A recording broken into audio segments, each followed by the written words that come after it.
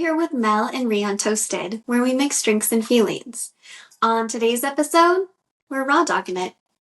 We're going in with limited planning and no protection. No note cards, no nothing. The only thing that Melissa will be reading is the fabulous AI description of this drink. Thanks. Okay. It's up. So this drink, it is two things. I decided if we're doing a simple podcast with raw dog, no planning, no protection, simple drink, 2 ingredients. Never had Saint Germain before, so I'm kind of excited. And champagne.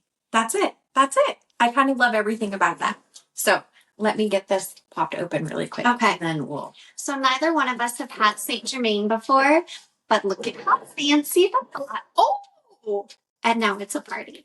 Look at how fancy the bottle is. Super. And I would like to read you the AI overview of Saint Germain. It's good. Saint Germain is a French liqueur made from elderflowers. It's a versatile spirit that can be enjoyed neat or used in cocktails. Flavor: floral, fruity bouquet with notes of elderflower, guava, and melon. Soft and firm entry with a balanced balance between alcohol level, sweetness, acidity, and floral impact. Tangy tropical fruit sweetness and great depth. Finishes with a long, graceful herb-accented fade. Can be enjoyed neat or used in cocktails. Can add a unique and elegant twist to cocktails as an alternative to triple sec. Mixes well with everything, from champagne and white wine to gin, vodka, and whiskey. Can be used to elevate a number of alcohol drinks. It's amazing, I think. It's got to be. With a description like that, it has to be absolutely amazing. I'm hoping for a soft and firm entry with a long, graceful finish. Yes. There was something about depth in there as well. I would like that.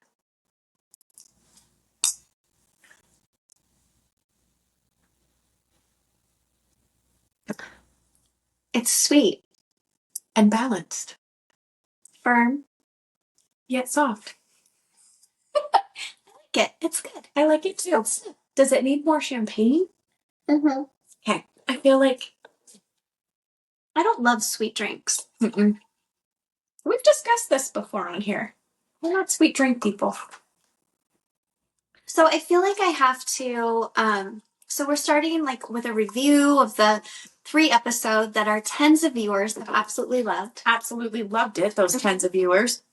It might have just been me watching it 10 times. That's fine. Actually, I don't watch it. I hate my voice.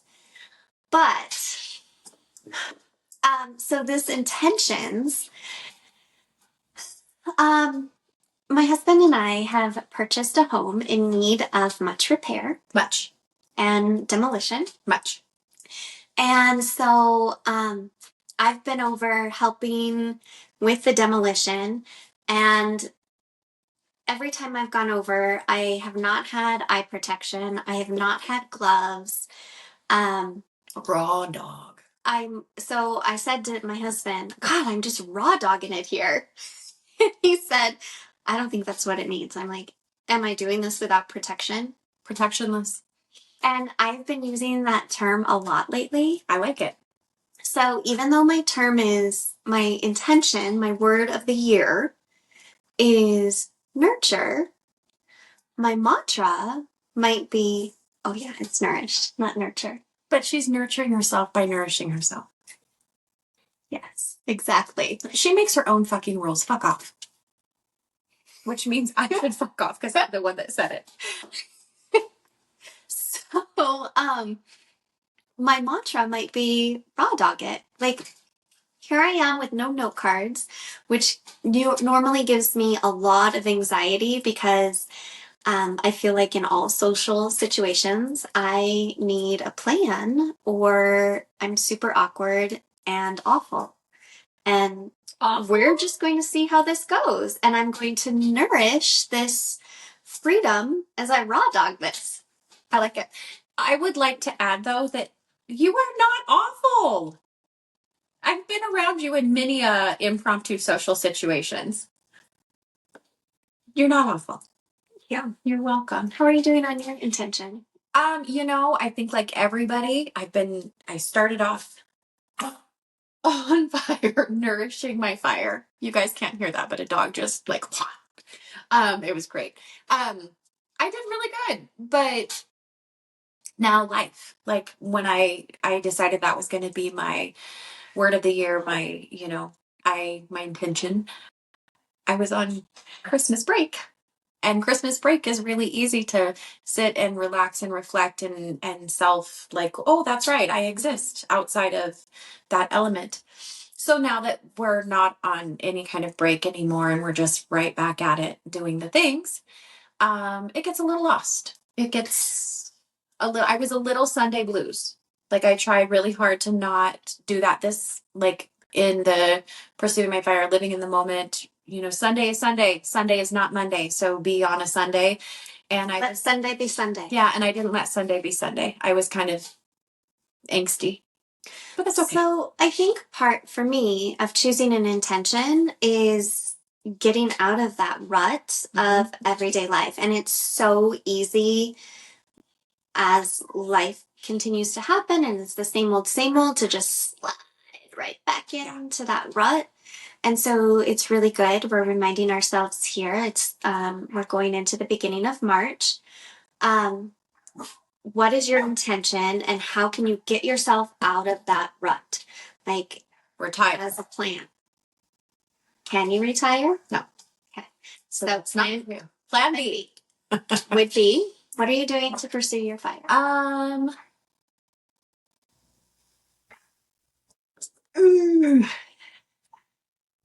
I'm going to regroup.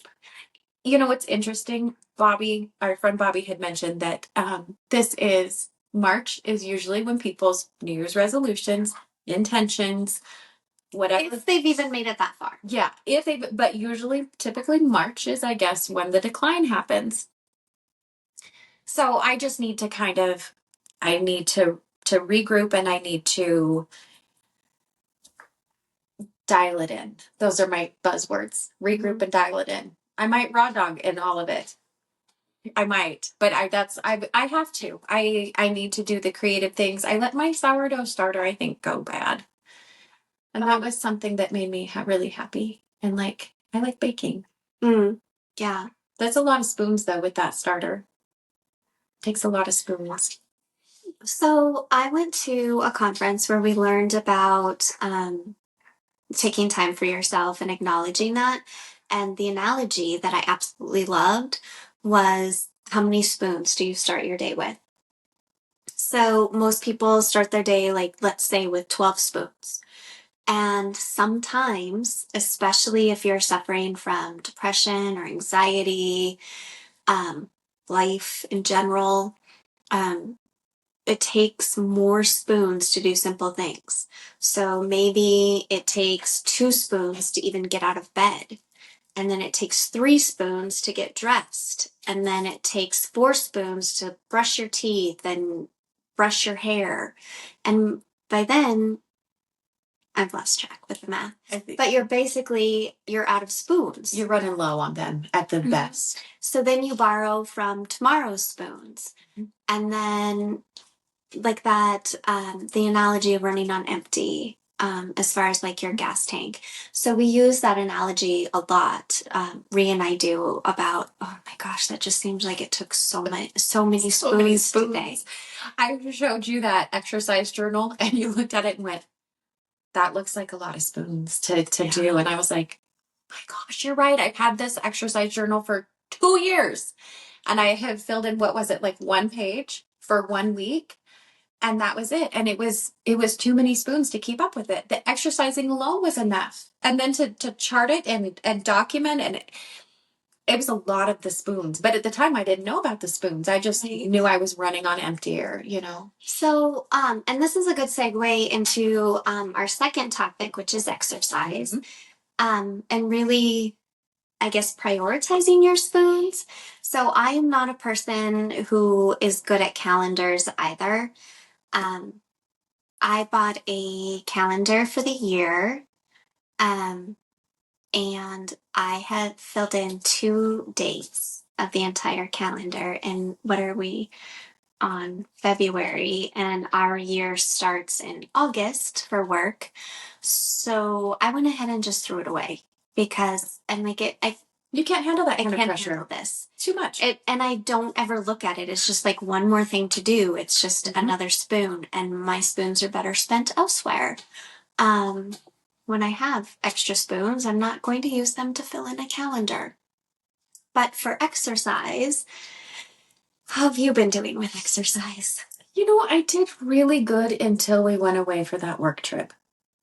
And actually, I didn't do horrible on the work trip, but getting back home, and I'm kind of behind on all of the home life things that fitting in exercise both feels dreadful and impossible.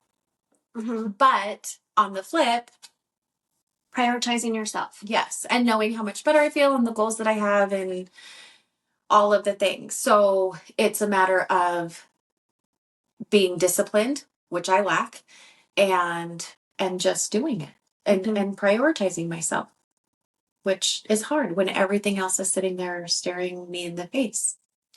So for me, it seems like what worked one day isn't going to work the next. Yeah. So I have been motivated by like checking it off. Like, okay, I'm going to do this challenge and I'm going to check off each day. And at the end of 12 days, and even if I skipped a day, I am going to treat myself with something. Treat yourself. And that worked really, really well for a while, and now it doesn't.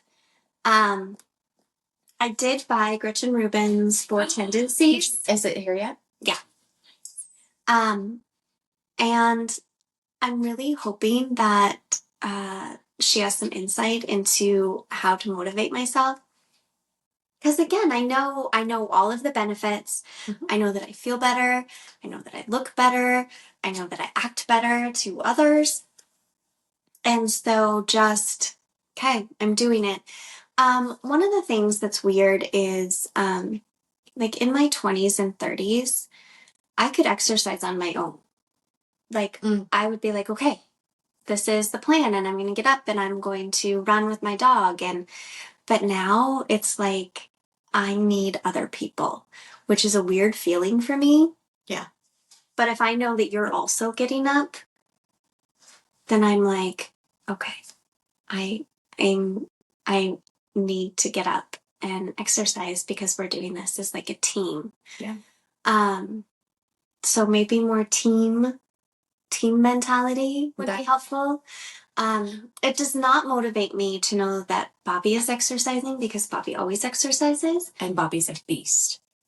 Make no mistake. She'll fucking plunder anybody into the ground with her abilities. Plunder them with a raw dog without protection. No, actually, Bobby is very clean, so she would not do any of that. She's uncomfortable with those things, I bet. Sorry, Bobby. Okay.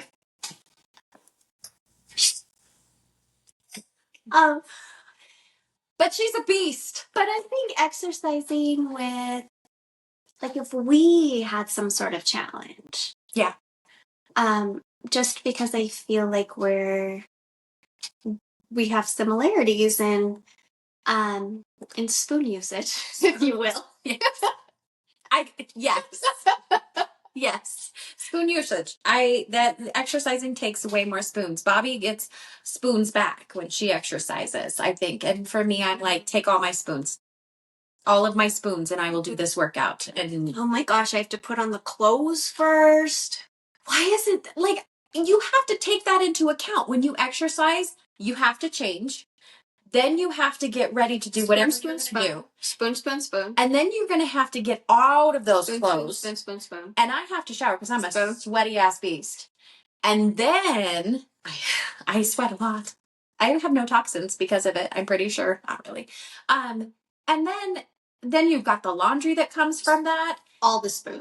And like basically by the time I get home, I'm like, well, I worked out. That's it. That's all that I was able to accomplish. So much for the healthy eating.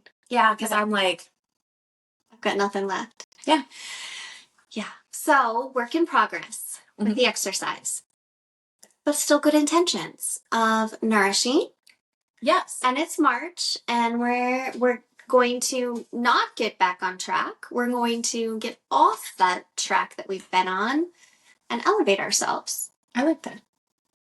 That would be a good tattoo. Elevate yourself. I don't mean. I'm going to get a raw dog tattoo.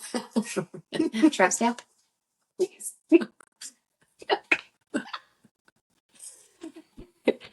I like that. I don't try and go back to, and Not back on track.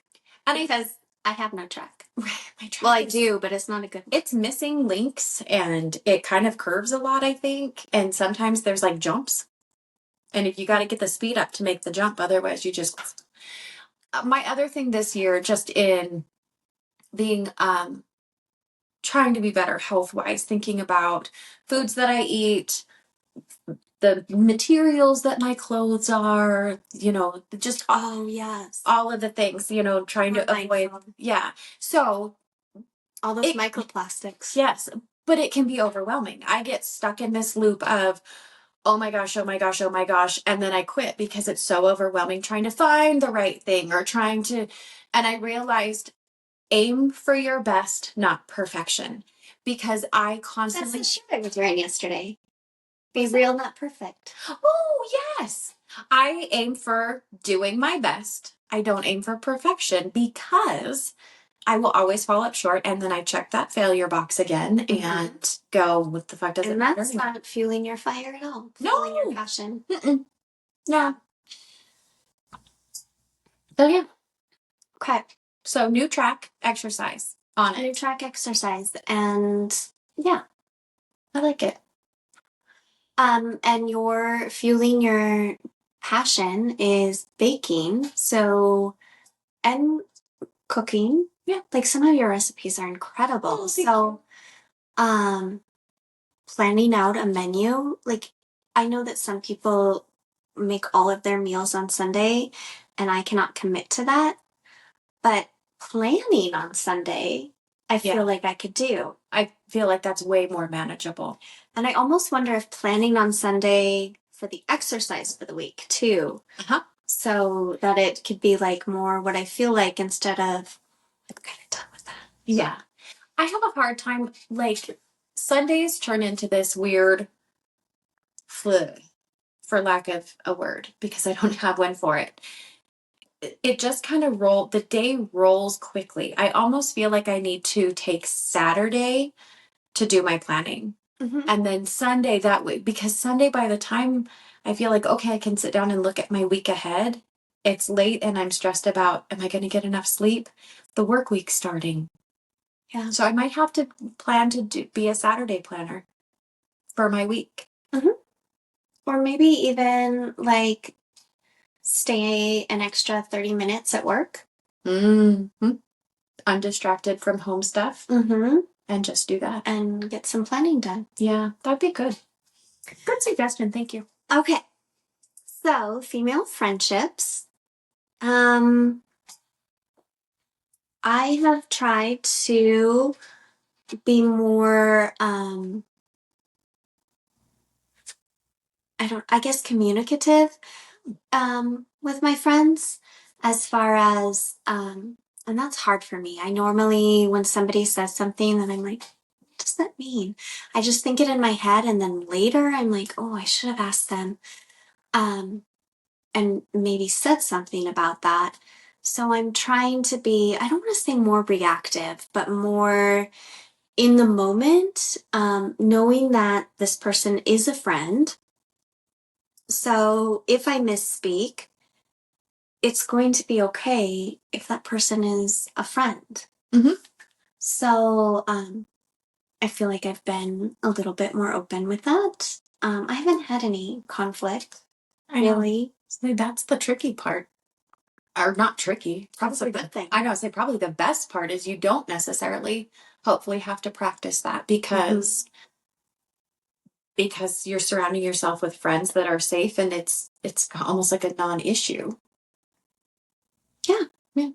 And I've been spending a lot of times surrounding myself by people who lift me up.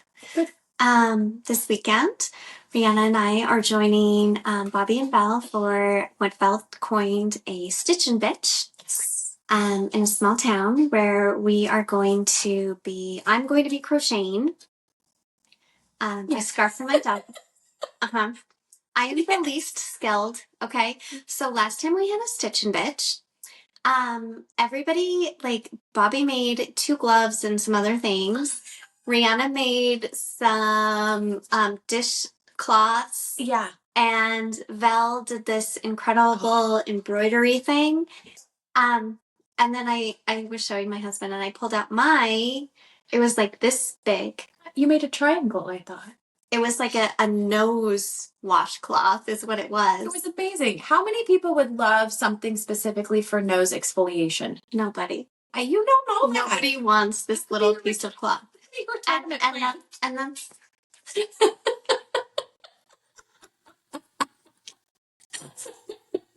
It's not a bad retirement. You know what? I had a lot of fun. Yeah. I nourished myself that weekend. We were at a place that had hot springs.